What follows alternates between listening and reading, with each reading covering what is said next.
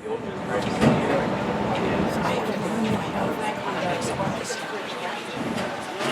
all his money.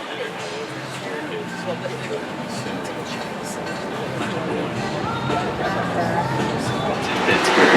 How many Pittsburghers do we have on board today? There's still quite a few. We're gonna have to go with Plan B. Plan B. Tell the truth. Tell the truth. It's not my favorite tour, but it gets the job done. And we'll find out where everyone is from. Work our way down this side and back out. Where are you guys from? Yeah, nice. Idaho. Pittsburgh. Toledo.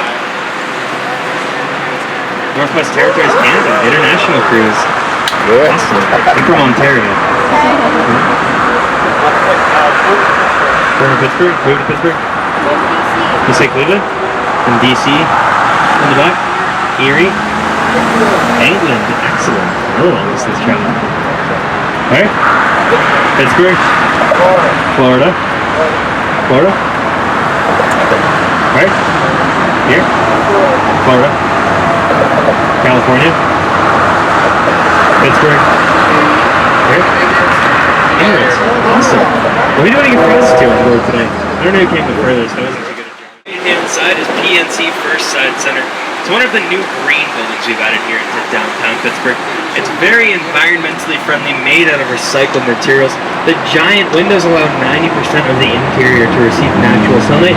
That's assuming we have a sunny day here in Pittsburgh, as my locals are well aware. Actually, this summer has been very warm and sunny so far, though.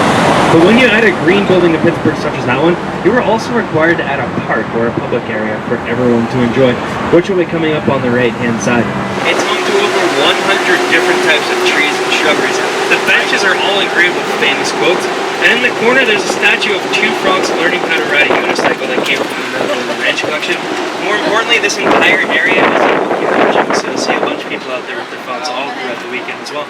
Let's give them all a clap. 1, 2, 3.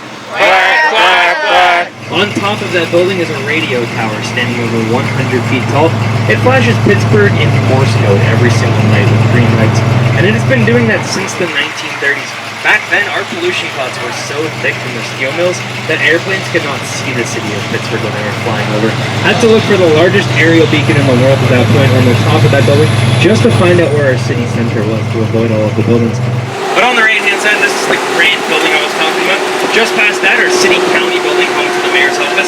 Out front is a statue of our great former mayor, Richard Pellegrini, a very important man. So we give him a nice statue. Take a good close look at it, just over there, because that is in fact the only known representation of a politician with his hands in his own pockets. Here to the right-hand side, we'll also go by the Allegheny County Courthouse, which was built in 1888 by architect Boston and Henry Austin Richardson. He considered this to be his most famous work. If you're on the right, you'll see a stone lion about 15 feet up there on that column. There's another lion further along, and if you're on the left, Drayton's pointing out two stone lions in the windows of the Frick building on the second floor. Those lions' paw prints sit at the original street level when both of these were complete. As this entire area of Pittsburgh was formerly Grants Hill, it was 60 feet higher than it was today. And the city lowered it 20 feet at a time from 1837 until 1912, attempting to expand the city, but both were complete before the final 20 were removed. Park is the tallest building in Pittsburgh, the U.S. Steel Tower. That one stands at 841 feet tall. When it was complete, it was the 7th tallest building in the entire world, and the tallest between New York City and Chicago, something to be proud of. Today, if you look between the two places, you'll see a tall stone monument about 30 feet back in the burial ground. That tallest monument is white Italian marble covered in decades of pollution, and that's what everything here in Pittsburgh looked like. We had to keep streetlights on 24/7 because it would block out the sun downtown. Businessmen brought 2 shirts to work, as by lunchtime I would want a fresh one of these. And if you lived in Pittsburgh, you were 5 times more likely to catch a lung disease than anywhere else in the world at any point in history. Go Pittsburgh. Exactly right. You were #1 city of champions. Now, I got a fun fact for you, Mitch, about this church over here. If you guys look at the nave windows of that church, like right above the doors and all that stuff, see all that stained glass in there? All that stained glass came from the Tiffany studios in New York City.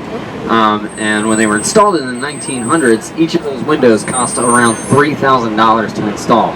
So today, they're insured for over $2 million, those windows are. And it's one of the largest collections of Tiffany stained glass in the entire United States of America. During World War II alone, Pittsburgh made more steel than Germany, Japan, and Italy really combined, so we were a huge contribution to the United States war effort. And thankfully, we've cleaned our act up very well. We don't make any steel in our city limits anymore. Instead, we've shifted to business, education, healthcare. On the right-hand side, we have the Benedum Center, which opened in 1928 as a Stanley photo place. In 1980, it was the top rock concert venue, home to Bob Marley's last live performance in the States. And today, it's home to where Ballet Civic Opera, all of our Broadway shows up tour throughout downtown Pittsburgh. On the right, we'll pass by Agnes Arcade's Plaza, home to a free jazz concert every single Tuesday. What do those seats look like in the center? Eyeballs, right? Those eyeball seats were worth $50,000 each to put in place. Yeah, they're supposed to represent art looking back at you, but frankly, I just don't see it. Me either, Mitch. It looks a little more like my tax money taken for granted. Joke rock. There's 3 in a row. That was pretty solid. That was. Quack, quack, quack. And the Bion Theater used to be the Fulton Theater, which is where George Romero held this world premiere of Night of the Living Dead, which was filmed in the Pittsburgh region. And it's a very beautiful place to walk all throughout the inside. Even has a U shape that faces towards the North Shore, as they wanted to trap all of the cool air coming across the breeze. There we go. Let's give him a quack on the right. 1, 2, 3. Quack, quack, quack. Directly in front of us, we do have our 3 sister bridges, which is the only place in the world 3 identical bridge structures sit side by side with nothing in between them. When we cross those, we'll enter the North Shore, which is one of our 90 named neighborhoods in the city of Pittsburgh. Before that was the North Shore, it was Allegheny City, completely separate from downtown Pittsburgh. And it's where all of the richest people would live. The Fricks, Carnegies, Safes, Mellons, and McGee's all had giant mansions over there, as it's a flat piece of property, and where the clean air was, as that prevailing wind blows north towards the city center. So all of that pollution was sticking up on top of Mount Washington from the steel mills. When it was Allegheny City, they had a great fire so large they could not fight it themselves, and they asked for help from the neighboring town of Pittsburgh, but downtown said, no, we're too busy doing nothing today. Allegheny lost a lot of buildings, so what they then did was sent their police officers into downtown Pittsburgh, arrested all of the firemen that didn't help earlier on, and took them back to jail on the North Shore. They then held them until the city of Pittsburgh paid bail for every single firefighter and used that money to start rebuilding, which I don't think that strategy would work too well today, but I guess back in the 1800s that did. We're going to make a right down North Shore Drive, head down towards Heinz Field and where 3 River Stadium used to stand. Straight, you're supposed to go that way. Huh? That's the street, North Shore Drive. No, Mitch. This is North Shore Drive up here. No, remember we used to right down here? No. There's a person walking on it. What are you talking about? It's a sidewalk. Oh my gosh, it is a sidewalk. Oh wow, I misjudged that whole situation. Sorry, buddy. Yeah, well, we definitely can't turn around now, so we're kind of stuck driving on the sidewalk. Hope that's okay with everybody. I didn't sign up for this. Excellent. We're going to enter Roberto Clemente this way. Up to all of our war memorials that we have here in the city of Pittsburgh. First one's over on your right-hand side, the Korean War Veterans Memorial. And it features a chronological history of the war on the 4 plaques coming up through the trees and the bushes. Known as the names of every man and woman from Allegheny County who lost their lives in service during that conflict. Those from the other counties in Pennsylvania are on a curved wall facing towards the riverfront, just through there. And then also, if you're on the right, you'll see these beautiful pink and white hibiscus. And the little known fact is they're the state flower of Hawaii, so they're doing pretty good here in the city of Pittsburgh. Climates were pretty comparable throughout the whole month of August, so it's been pretty hot. And on the right, let's give them a quack. 1, 2, 3. Quack, quack, quack. You guys want to take this thing out on the water? Yeah, sure. Why not? You ready for this, Peyton? Yep. Okay, so we're going to go at this full speed. Everybody put your hands up. Here we go. And here we go. Scream!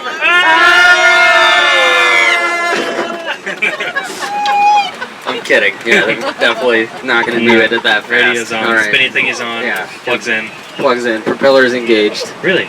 Yeah. I didn't know they were dating. Yeah. Wasn't invited to the wedding even, so, you know. All right, here we go. Okay. All right, now it's time. Going over the top, so throw your hands up in the air, throw them up right here, and scream.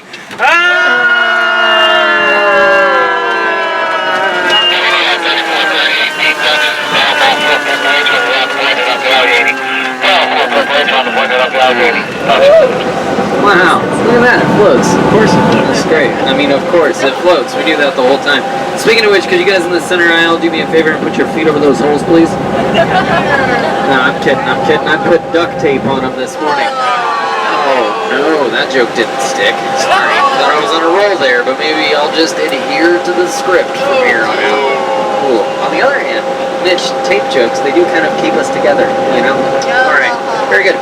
Anyways, you kids want to see a magic trick? Yeah, I want to see a magic trick. Alright, check this out. Ready? Here we go. Oops. Ta-da! Got you with the oops. I just turned this truck into a boat. That's the best magic trick you've seen in your entire life. You're welcome. Thank you. Thank you.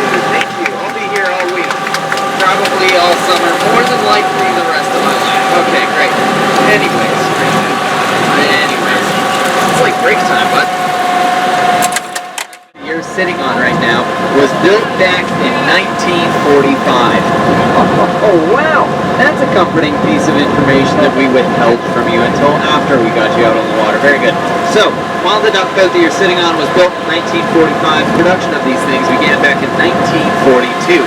And when they were built, they're meant to be the most versatile landing craft that the world had ever seen at its time. And it was. So you guys are experiencing the versatility right now, right? We were just on the land, and now we're out here on the water. I mean, come on, that's downright incredible. Maybe later on in our tour, we'll go from the water onto the land. Think about that for a second. These things were designed to be driven off of a battleship into the ocean, cross the raging sea, land on a sandy beach, and from there go over some hills, through some woods, way past grandmother's house, all the way out to the front lines. So, what this clever lever did, it was a tire pressure control switch, which would allow you to inflate or deflate the tires on command. Pretty cool, huh? Yeah, I heard that Mr. Tom Brady was looking for one of them. Whoa. There you go. All right. Now you guys over here on this side, don't sweat it. Okay, I didn't forget about you. Check it out. I got you a really nice view of all those rusty barges down there. So you can't beat it. Okay, I'm kidding. We're gonna make a big loop around. In a few moments, we're gonna swing this thing around. We're gonna point it straight back towards shore. Mount Washington, named after George Washington, is also known as Duquesne Heights. Duquesne Heights, and formerly it was called Coal Hill. Coal Hill because in the earlier days of Pittsburgh, that's where we mine a lot of our coal for our steel production. So, clever naming there, alright? Alright, Coal Hill, I got one for you guys. You ready for this? Probably not, but here it comes anyways. Alright, guy walks into a bar. This is down at the bar. Bartender says, "What can I get for you?" The man says, "Well, you know what sounds good to me? After a long, hard day of digging coal out of the crust of the earth, would be an iron city. That sounds downright refreshing." And the bartender looks him dead in the eyes and says, "I'm sorry, sir, but we don't serve miners." On a slightly personal note there, but personally, I will be forever grateful to the Heinz Corporation for hanging their name on the side of our stadium, because now, when our boys are behind in a game, I like to yell, "Catch up!" Oh no, and if they ever find themselves in a pickle, then they can really pour it on, right? And if they win, we can all relish the victory. If they lose, we say, "That's alright, boys, you couldn't cut the mustard." Very good. Who said cheese? Come on now, that was very crafty of you. Alright, good stuff. We'd be remiss to take you out on our rivers and tell you nothing about them, right? So we got 3 of them that you can see. The one we're on right now, this one right here, is the Allegheny River. Okay, this is the Allegheny. Okay, now over there on the other side of the point, that one over there is the Monongahela. The Monongahela. Okay. Yeah, straight around. That's perfect. Perfect. Give a little. There we go. Nice. Awesome. So we all know that everybody needs a friend, right? So these 2 rivers came together and they made one. The Allegheny and the Monongahela come together right here at the point, the confluence of our 3 rivers, to form the Allegheny. Exactly. No, it's the Ohio River. Okay. All right. So there we go. All 3 of these rivers were named by the Iroquois, so they all have different meanings to their names. Okay, check it out. Allegheny, that actually means fair waters. Fair waters. So if you live in Allegheny County, you live in Fairwater County. Good for you. Good for me. I live in Allegheny County. All right. Ohio, ahead of us, that one means beautiful waters. Beautiful waters, unless you're in Japan, right? Then that means good morning. Ohio's almost. All right, Monongahela. Anybody want to take a stab at what Monongahela could possibly mean? Sewage. That's a great guess. What Monongahela actually means is steep sliding banks down to the Green River. So now we all know knowledge is power. The more you know. Okay. Wow. So we're going to rip this thing out of the river. I'm going to pass things back over to Mitch while I focus on my job, which is to get us out of the river in one piece. And, yeah, we'll go see some more of the city. Here we go.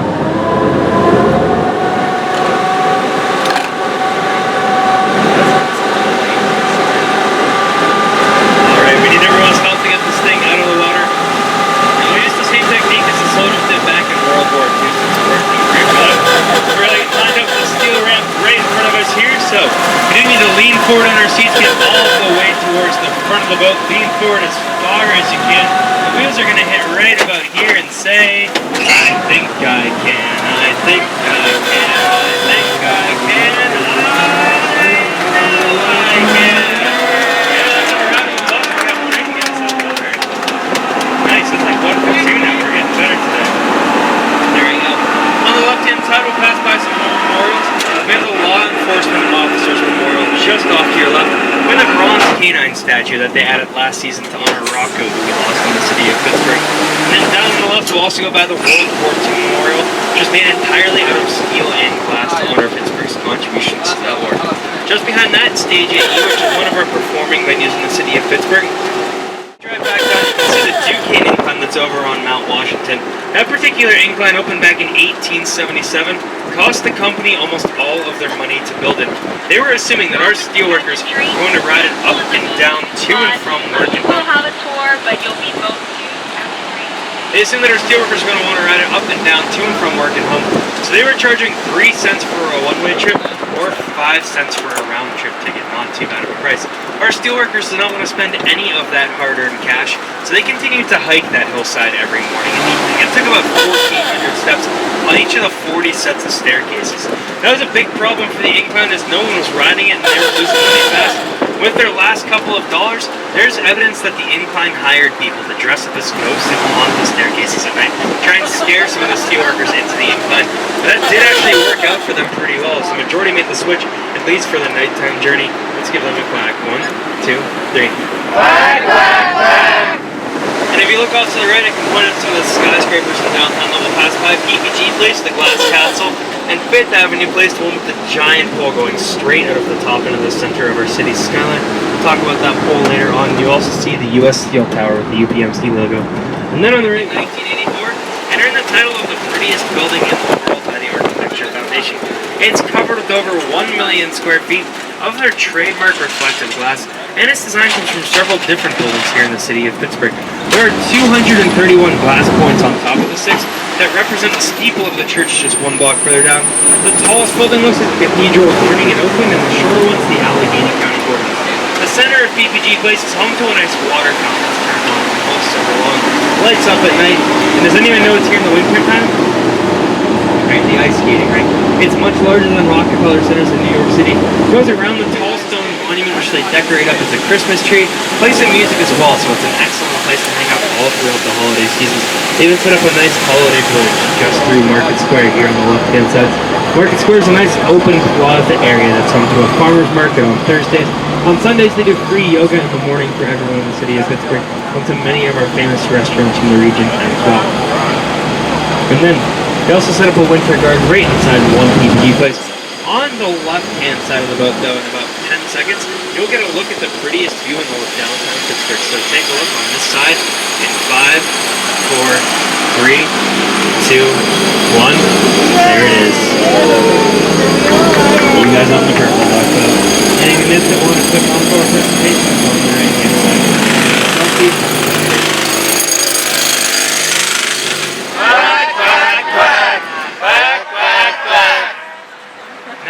We also have Carnegie Mellon University, which is one of the few places in the world.